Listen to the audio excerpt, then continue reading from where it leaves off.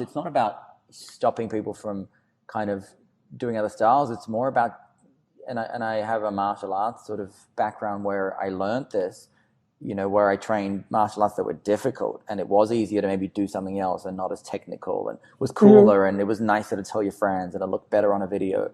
But, you know, I saw all these people, myself included, still working on that other thing. And I was like, why? And the reason was, like, I had a strong why. I had a reason. I believed in what I was doing, and I was super committed and passionate about this thing.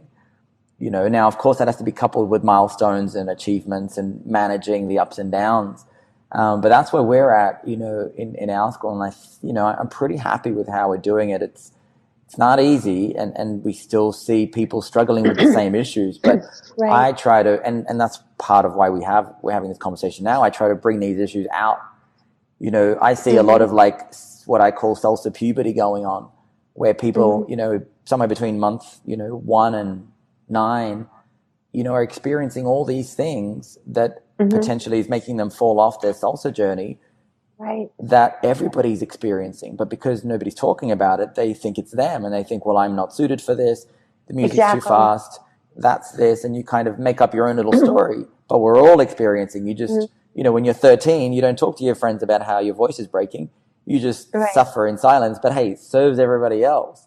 And so I feel like if we can bring this up and be like, yeah, man, this is hard. And there is depth to it, but that depth is attractive when we want to get there. And the road is long, but you can already enjoy yourself today as long as you can have an enjoyable dance at the level that you're at. And then we keep working away in the studio at the level that you want to be. I feel like there's got to be a middle ground there that we can tap into.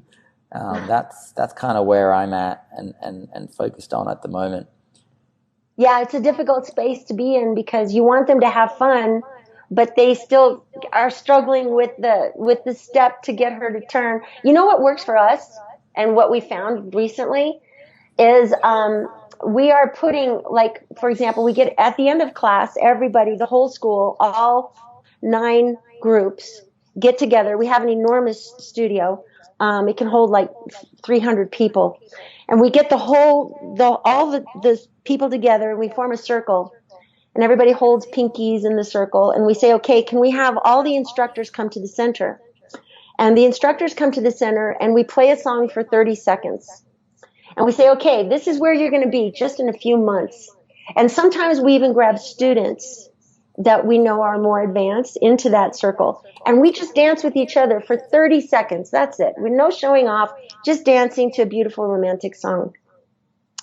And then we say, this is where you can be, because these students are afraid to go out to clubs yet. They don't really see anybody good. A lot of our instructors have to leave right away because they have to work to the next day. So they don't get to experience what a club like a New York club or a LA club. And then after that, we put everybody in a big circle again. And I, as the lead, as the head honcho, I call myself the school sensei, gets in the center, and everybody gets to learn a move or just one 8-count, super easy crossbody lead styling move from the school sensei with one of my instructors as the leader, and I'm the follower. And they have a lot of fun with that. I might do a hijack move or something like that. And so the whole school gets to experience me because they only experienced their individual apprentice instructors. And then after that, we have found, and we just discovered this like in the last few weeks, we used to only play 2 songs where everybody would dance together in the circle. The girls would choose somebody to their right, and then they dance with them, and then they high 10, they go to the next person, high 10, they would dance with each other only for a minute. And then we would say, okay, everybody social dance, have fun. We saw that the beginners weren't asking people to dance. They would leave the room right away. They would go home. They would be afraid of stuff. So what we did was we've extended that community circle where you do high 10, rotate, dance 1 minute, high 10, rotate. We extended that to a 30-minute practice session. And I found that when I started with a beginner and then I went around the whole circle, it would take 2 songs to get to that beginner again because there's so many people in the class that by the time I got back to that beginner, He was more confident. He could actually do the move that he couldn't do with me 2 songs ago. He was smiling and he was having fun. Why? Because he was forced to dance the move that he learned in class with every single girl in the room.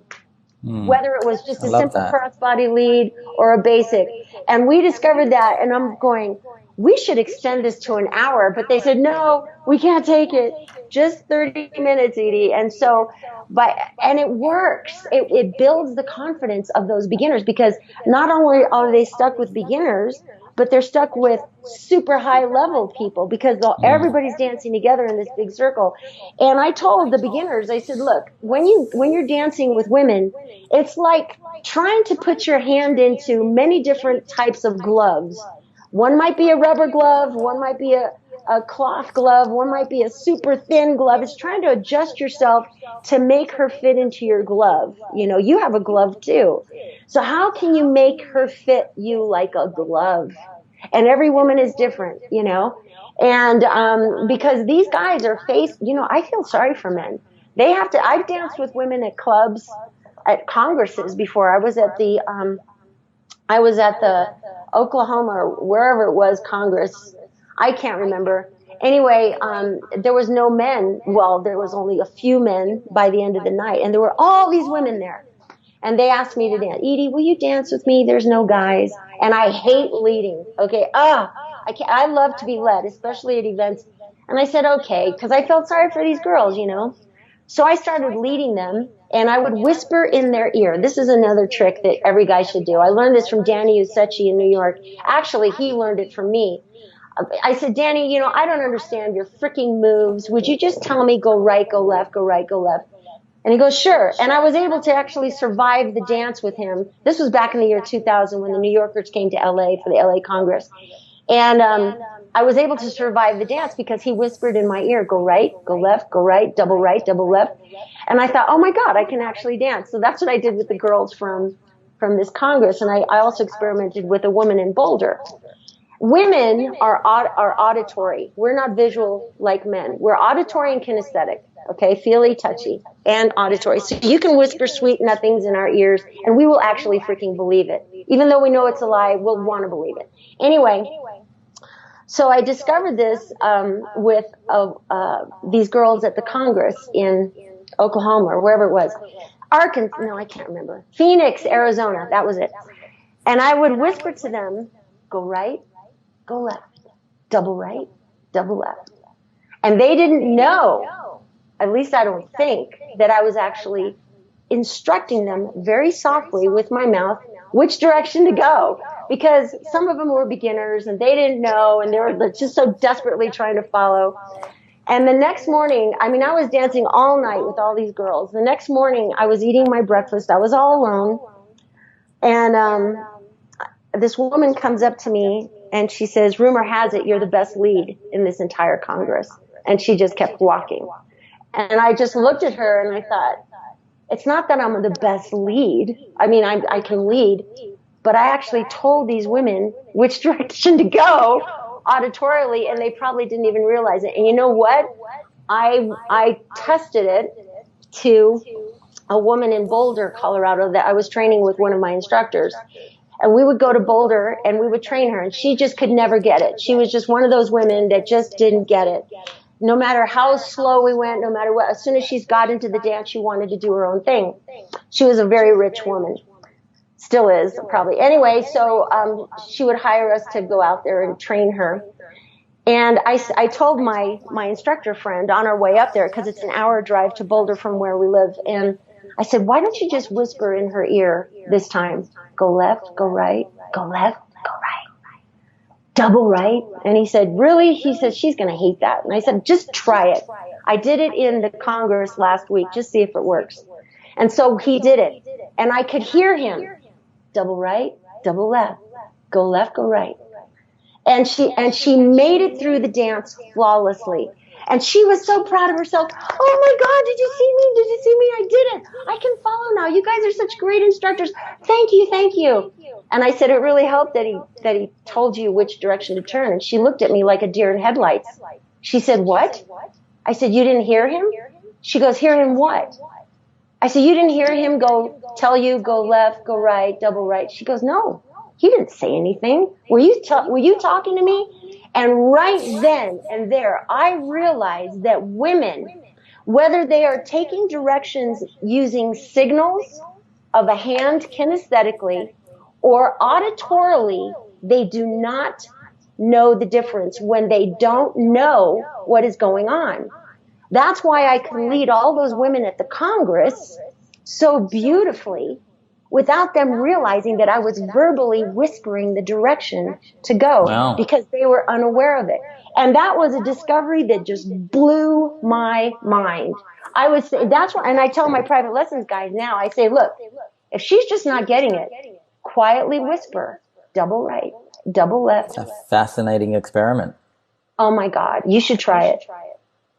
The girls won't like it, especially if they are aware that that's what's going thing. on. Like, I think people would get offended. Like, I would never consider telling them anything because it's like, it's up to me to lead it properly, and, it's up to me to adjust to the level of the dancer. And, I feel like if someone was to say something to a lady like, hey, that's a double right, she'd be like, hey, I got it. Like, don't tell me what to do, right? Just dance.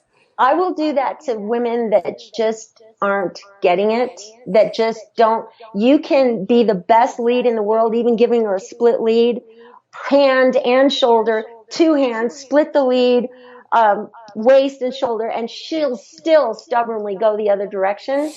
But if I tell her go left, she will go left. It'll be easier, and then she'll get it. And the reason, I'm a woman telling men to do this to women, okay? Because when Danny Usechi did that to me at the LA Congress, and he's from New York, and we didn't understand what the New Yorkers were doing, this was another thing that used to piss me off about Super Mario. And Super Mario knows this, and so does Ismael Otero. I was at the LA Congress, and Super Mario was there with Ismael Otero from New York, and Super Mario is from London, obviously. And so they were putting me into all these crazy, weird-ass moves that I couldn't follow. I'm going, what the hell are you guys doing? Well, the girls from New York can follow. The girls from New York, the girls from New York. I'm thinking, you guys are in LA. You can't lead any woman from LA in those moves that you're doing. We didn't know what a copa was. We didn't know what I remember specifically it was a copa. And we weren't taught that from Los Angeles. This was before the internet, or right at the advent of the internet, where you still couldn't put YouTube videos up, or there wasn't even no YouTube. Anyway, so I told Super Mario, I'm having a hell of a time following you. I knew Super Mario from Toronto and other events, but when he came to LA, he started getting this big head. Oh yeah, look what I can do. Boom, boom, boom. Unfollowable moves, right? And so I took Super Mario aside. I said, look, Mario, I can't follow anything that you're doing, and I'm the best follower in Los Angeles, at least to my knowledge, and I don't know what you're doing. I can't follow your moves. If you can't teach moves that are followable, then you can only do them in your city. You will never be able to survive at any Congress in the world, and women won't like dancing with you because you're teaching and executing moves that they just can't follow. A copa. You go this way, then boom, you have to go that way. What the hell is that about? Remember? And so I told the same thing to Ismael Otero, I think the next night. Million Moves Man. I named him the Million Moves Man. Then Super Mario stole the idea, Million Moves Man. But really, Ismael was the first one who I named Million Moves Man. I pulled Ismael aside. I said, I can't follow your moves. I don't know what you guys are doing. You're going to have to verbally walk me through this dance. And then once they verbally walked me through a bit, and then when Danny was doing all this crazy shit that I had no idea what to do, because in New York, they do what's called checks. They check, and then she goes this way. Check, boom, right? Well, we didn't ever learn this check bullshit in Los Angeles. We were still basically cumbia dancers transitioning to line style with a lot of spins. We didn't know what a check was. We call it a stop in black belt salsa because that's more appropriate, I think. Anyway, so once Danny verbally walked me through the move, I was actually happy. So that's what I know women like. Women just don't want to make any mistakes. Women just want to get through this song. Women want to look and feel good during the song. They don't want to feel like they did something wrong. That's why when a mistake happens, when a guy steps on her foot, she will say, "Oh, I'm sorry." Even though he stepped on her foot, because she Yeah. wants to get over it right away so that she can continue to smile and have a good dance and look good. That's all women want to do. They want to execute a flawless dance with somebody and look good in the process. When they're dancing with somebody that's too difficult, they have this look on their face of sheer terror, and they don't have fun, and they know they don't look good because he's putting her one direction than the other. So the bottom line, if you have to verbally walk your woman through the dance, then do so. She'll appreciate it. You don't have to do it all the time. And you know what? Nine out of 10 times, she will not realize that you are verbalizing quietly what she's supposed to do, because she's in this take direction mode, I don't care what it takes, verbally, kinesthetic, I'm taking direction. And when she can execute the move, she won't even remember that you told her. You understand? Absolutely. Interesting. Very interesting. I'm conscious of time, Edie, and I'm sure you have oh my God, look at this. Yes. Sure, you have a lot to do, and I feel like I have so many more questions, but you know what we might do is I might just kind of go through some questions quickly. We'll kind of make them like, short fire, one word, one sentence, five sentences kind of questions. And see if we can get through as many as we can. I'd love to keep talking, and maybe we can do that another time. Okay, let's do this. So here we go. So, do you consider yourself to be an innovator as a salsa dancer or an educator? Both. One word answer, both. One word answer. I did say that, didn't I? Okay. I'm both an innovator. You see, when I quit the travel circuit back in 2009, I still had all this energy, and I created, I feel, the world's best salsa curriculum. And I can confidently say that because of the students I've produced, and the way that it's put together is unlike anything anybody's ever done. And I did it from a follower standpoint, figuring out that the women only knows 8 moves in the entire salsa dance, including cumbia. The guy has to work around those 8 moves while touching her on 7 different parts of her body. Like, for example, she has 7 high hands. There's 7 ways to turn her from her hands. There's 5 ways to turn her from her shoulders, and vice versa. Guys have 8 ways of turning themselves from their shoulders, 7 ways of turning themselves with their hands. They have 8 ways of turning themselves from their waist. They have, how many hips? I think 4 ways of turning her from her hips with multiple hands, with one hand split leads. They have 11 ways of turning her by her low hand, just by pushing her hand without going over her head. They have 9 ways of turning her by a tailbone move. That would be including hammer locks and hand tosses behind the back. And then they have 7 ways of turning her with head loops, including pizzas, weird hand, right over left, left over right, and then a multiple hand, cross your hands with just head loops. And the same with him. He's got to do his own head loops. He's got to do his own tailbones. He's got to do his own waist, his own low hands. And so we've calculated, just in a simple left and right turn in place, we call them break turns, right break turn, left break turn, that there's 94 ways of turning to the left and turning to the right from his standpoint and her standpoint, just staying right there. And from that, and the way I was able to develop this curriculum is because in Los Angeles, the short guys out there, because all those little Mexicans are short, and all these huge tall blondes in Los Angeles, they look ridiculous putting her into a high hand move, because they have to stand on their tippy toes in order to get their hands to get over these women's heads, and these women have to end up bending over forward in order to execute the turn. So what the guys do in LA is they turn her by her hips, her hands low, letting go, her shoulders, doing tailbones, and they turn her by her knee.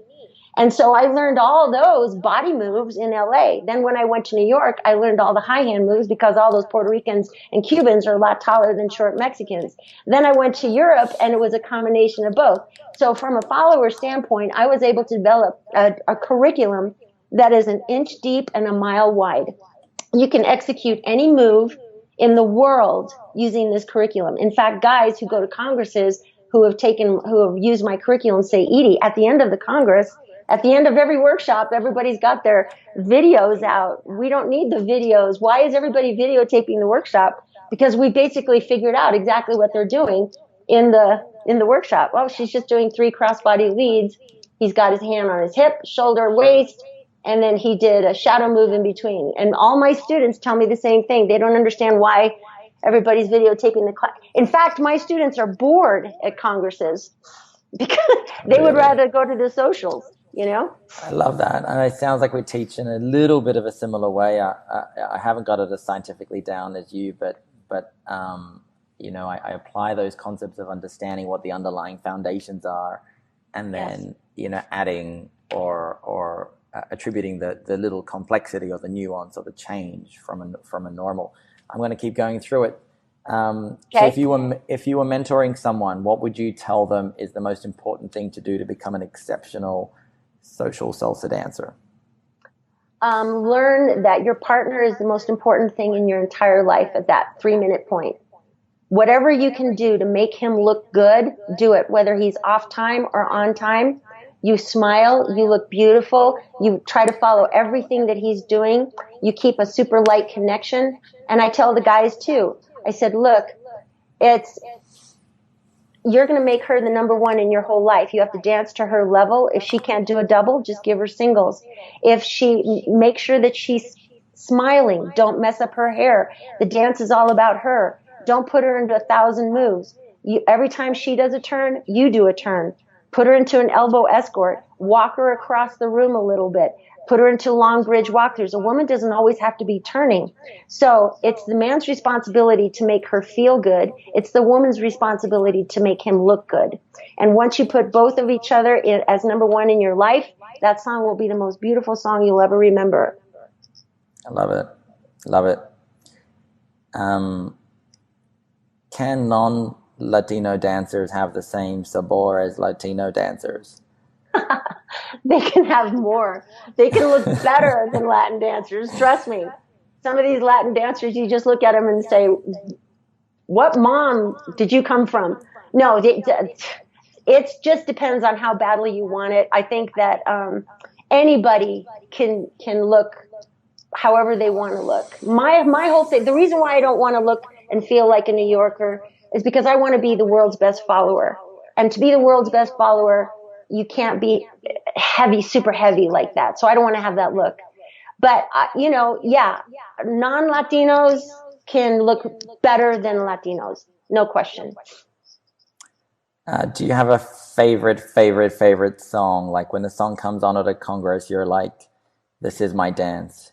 Do you have one or two of those? Yeah, I like all the the salsa versions of Fragile. Yes. And I love Idilio by Willie Colon. That's another story we should get into because I used to date Willie Colon for 1 week. It was the best 1 week, 7-night stand of my entire life. That would be the average length of a relationship in the Latin dance industry, no? That's right. Back in the day, yeah, it was at a concert. He decided to stay an extra week in LA, and we had the time of our lives. It was amazing. We were both much younger back then. I'm going to note this down for our next chat, hopefully, and we can get that story. And so who would you say is a kind of in your opinion, whichever way you define it, are the top dancers, maybe the top couple of dancers, male and female, social dancers that are out there, you know, at the moment? That changes every year. At the moment, to be honest, I wouldn't know because I'm not in the world circuit anymore. You know, I could tell you back in the day, way back, like 2008. 2008, I went to 54 congresses. How can you possibly do that, Edie? There's only 52 weeks in a year. Well, two promoters split my time, Switzerland and Scotland one weekend, and then Aruba and Bonaire in another weekend. Anyway,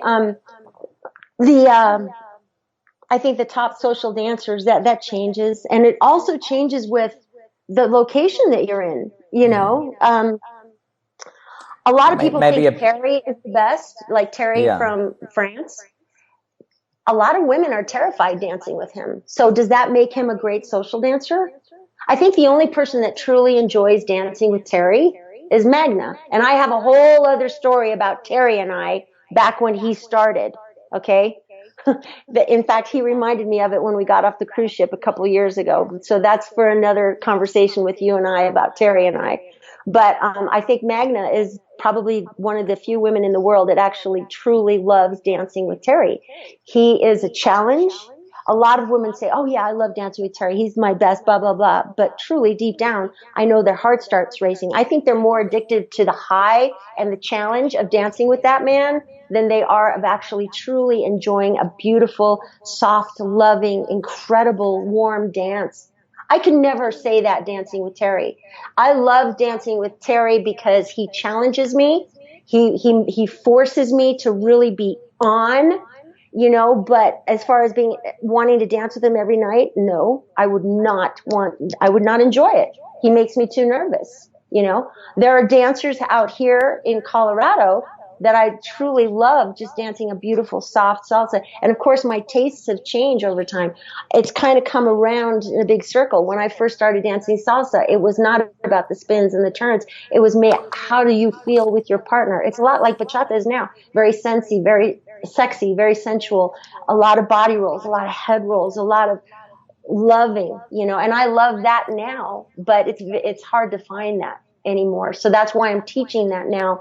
I'm bringing that sensualness back, because that's what I find makes an excellent social dancer, is the connection. And you don't see that a lot anymore. And how do you feel about shines? Do you love shines? Do you love solo work, or are you predominantly a partner dancer? Predominantly partner dancing, because I believe that a shine, you can make any shine look like a shine if you just stick a wad of gum under one foot and you have that piece of gum there and you're trying to get it off your foot while you're dancing. You'll look identical to New Yorker. You know what I mean? So no, I don't like shines. I don't believe in shines. And when I was in New York, I hated it. You know why? Because I wanted to connect with my partner. The only reason why I went social dancing was to cheat on my husband. Was why, and that equated to connecting with a man. So if I'm a woman and I'm out there just dancing by myself for 50% of the freaking song, I'm not having a good time. Why? Because I could do that at home. I could go to a hip hop club and just dance by myself or with a group of girls. I want to connect. I want to touch my man. I want to be with him. I want to, that to me is dancing. Shines are not dancing to me. Sorry, haters of the world, hate Edie the Salsa Freak. Come on, bring it. Bring your hate. Shoot me down. But I don't believe shines are salsa, to be honest. If you get any hate, I'm gonna take the blame, because I feel like I already knew what the answer to that question was going to be, but I wanted to hear your explanation. But hey, Yeah. that's fine. I'm looking forward to seeing how people take that. And so, with your legacy in the industry, your journey, if it was all going to end tomorrow, what would you like your legacy to be? In the salsa scene, you've been there, almost since the beginning of time. How would you like to be remembered? What mark would you like to have left on the industry? As the woman who always gave beginners a chance on the social dance floor, I think that, like when Al and I split up, his last words to me, "You're nothing without me," And I was like, dude, I'd already been to 25 countries before I met you, please, right? But when he said that to me, I kind of semi-believed it. I thought, oh my God, I'm not going to be able to perform anymore throughout the world. These people are going to invite me. Edie, are you performing? So what helped me to survive, I guess, after that was becoming an excellent instructor because I could teach from a woman's standpoint. What does a woman experience? For example, I hate it when guys teach when guys spin me with one finger, even if it's for a simple crossbody lead. If they turn me with one finger, that's the worst thing in the world. I always tell guys, look, when you spin a woman with one finger, she's thinking, wow, that's probably the size of his dick. Okay, so I want you to spin me with two I'm gonna fingers use or that. I'm three so fingers. gonna use that in class. Because when you spin a woman with one finger, she can barely hold on to anything, and it's Yeah. very difficult. And women in New York always tell me, Edie, well, we like when guys spin us with one finger. That's because they've never experienced two fingers or three fingers during high speed spins or even a single spin. All right. As soon as they have that nice firm, even though they're not squeezing the finger. But anyway, case in point, it's not the point of this question. I want to be remembered for the woman that always gave the beginners a chance. I'm very blunt. I know what women want. I understand that guys have a shit job to do when they learn this dance. I mean, if you don't have any hair on your chest, you will have hair on your chest at the end of learning salsa. And I always say, if you have hair on your chest already, it will be gray by the time you've mastered salsa. You know what I mean? I've seen this dance make boys out of men. And the women who allow the boy to become a man are always remembered. And the way I survived after Al and I broke up was I would dance till 4 o'clock in the morning with the beginners. You know, I wasn't in the corner with all the super advanced people. Of course, I would dip my toe over there every once in a while, but they just made me nervous a lot because it was a huge competition. How many spins can we put Edie in tonight, you know? And then I could only last an hour or two. So what I would do is I would sleep through the performances. I would get up and then social dance until 4 o'clock in the morning with the intermediates and beginners. And when the promoters saw me do that, they thought, wow, I want Edie at my Congress, because all the beginners would say, I danced with Edie the salsa freak. And they're the ones that tell everyone. It's the advanced dancers that were embarrassed of dancing with me, but the beginners were proud of dancing with me. So I said, screw the advanced dancers, because they only wanted to dance with the young 19-year-old gymnasts on crack, whereas I was in my 40s. Right. I think my busiest year was I was 45 years old. That was my top year, where I was invited to 54 congresses in 2008. And I would dance with the beginners. And I had such a great time. Why? Because they allowed me to style. They had a huge smile on their face, even though they were nervous as hell. I made them look so good. I built their confidence so much. And that's what I want to be remembered as, is the gal that gave the beginners a chance.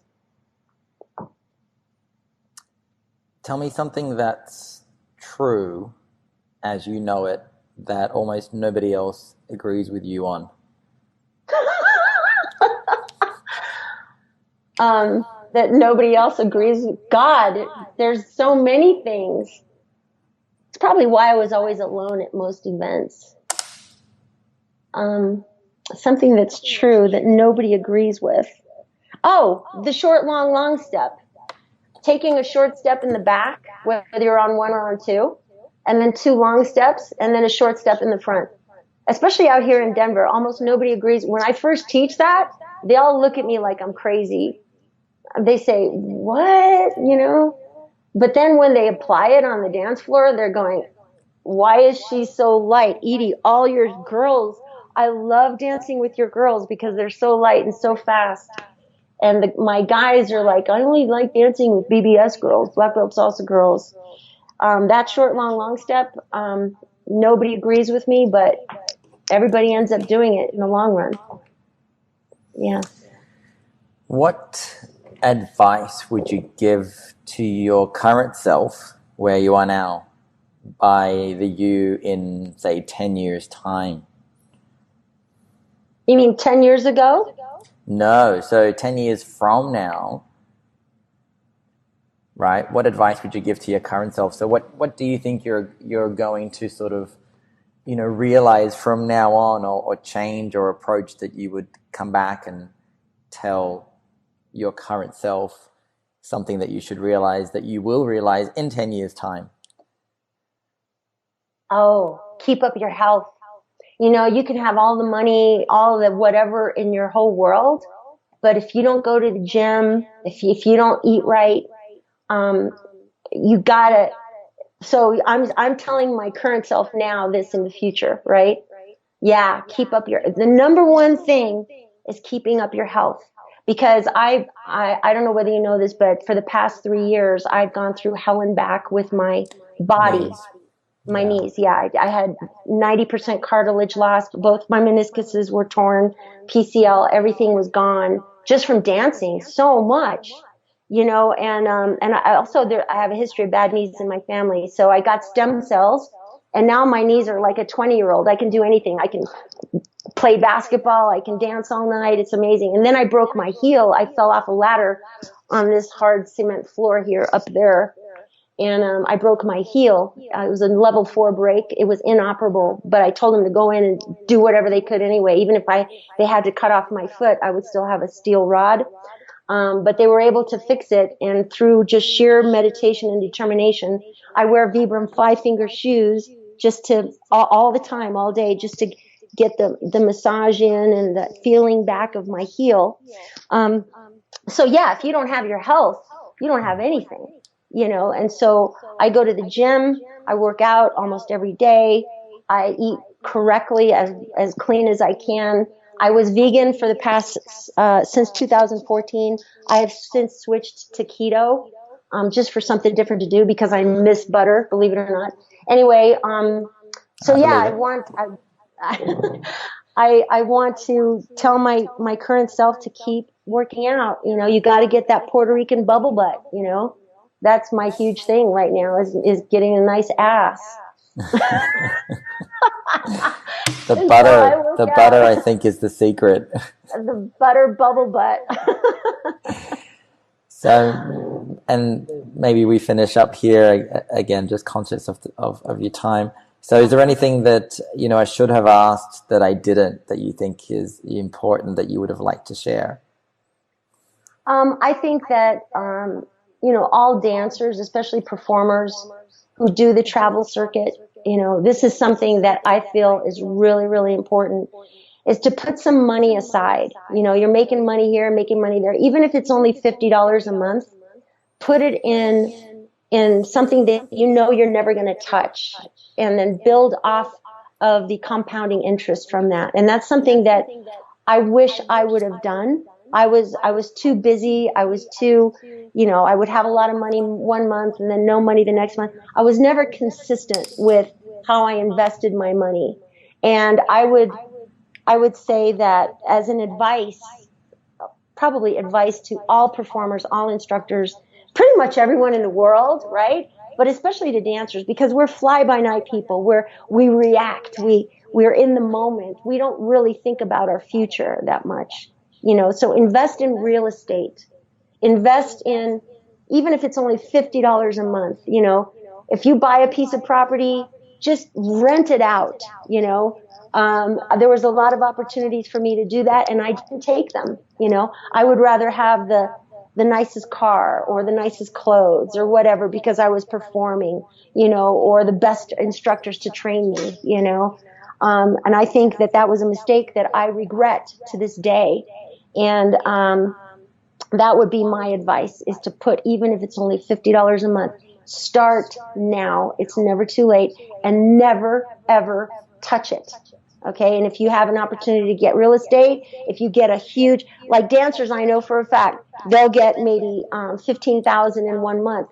Don't just spend that money, invest it in real estate, So that would be my advice to the up and coming young dancers, because one of these days, ladies and gentlemen, you're going to be 55 years old like me. I never thought that I would make it to the age of 50. I thought I would die in a plane crash or somebody would kill me because they hated me so much. I have a lot of haters. I think I have more haters in the salsa scene than anybody in the world at this point. Okay. And, I thought that somebody would murder me at least by the age of 50, but that didn't happen. So now that I am starting Well, to, they haven't seen this podcast yet.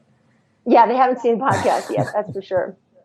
And I think Edie Torres hates me because he thinks I made all the money off his DVDs or whatever he sold. He doesn't realize that I only made $50 a month while his business partner, Elliot, was the one amassing hundreds of thousands of dollars. But maybe Eddie will listen to this video. I know he hates me. Anyway, we can go on and on about this, but yeah, I would say that as advice for dancers. You know, you have to be like a swimmer. You can't look to the left and you can't look to the right, because if you do, an Olympic swimmer will lose. You have to keep looking forward, look forward, look forward. Don't look what other people are doing. Make your own way. That's what I did with my curriculum. I created something that nobody had ever created before. That's what I did with my life. I don't speak Spanish that well, so I couldn't hear all the shit talk that was being said about me at the Mayan at the clubs because I couldn't understand what they were saying. I just kept moving forward and moving forward and moving forward because my goal was to be the best follower in the world. And in order to do that, I had to teach men how to lead me, you know, like the best leaders in the world did. So yeah, don't care about what other people think of you or what they say of you. And what is your background or your family background? My mom is from Mexico, so that's on one side of the globe. My dad is from France, so that's on the other side of the globe. So when you put those two together, when you take Mexico and you right in the middle of that is Cuba and Puerto Rico. So I'm Cuban and Puerto Rican. I see. I like that.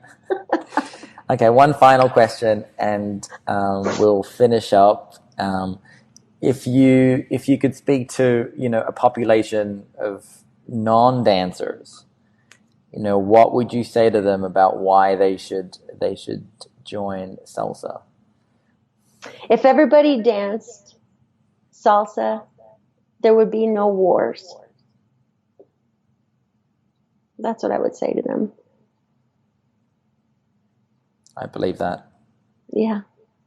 Yeah, you know, and I really saw that true in when I was in the Middle East, sorry. When I was in London, I believe, you know, Palestinians were dancing with Israelites. And I'll never forget, I saw two of them crying and holding each other in each other's arms because they had fallen in love with each other, but they had to go back to their own countries after that Congress. And they were tears. And they said, I just want to stay in London here. I just want to be away from that. And then when I was teaching in Israel at the Mediterranean Salsa Congress, they didn't allow any Palestinians at that event. Oh my God. You know, so it was really sad to see, but salsa brings everybody together, you know, race, color, creed, religion. And if everybody danced salsa, there wouldn't be any wars. It would be just a beautiful, lovely earth that we could live in, dancing salsa. I love that. Yeah. I think that's a great place for us to end our conversation. Thank you. It was an honor speaking with you. Thank you so much, Edie. I really appreciate your time and your honesty. And I hope people, you know, I've had a chance to get to know you, you know, a lot better outside of the internet. And hopefully many people who see this will also get a chance to get to know what you're about and appreciate your history and your legacy in this industry. And I feel like we still have a lot more to talk about, but it's 2:40 a.m. in Sydney. I know, my God.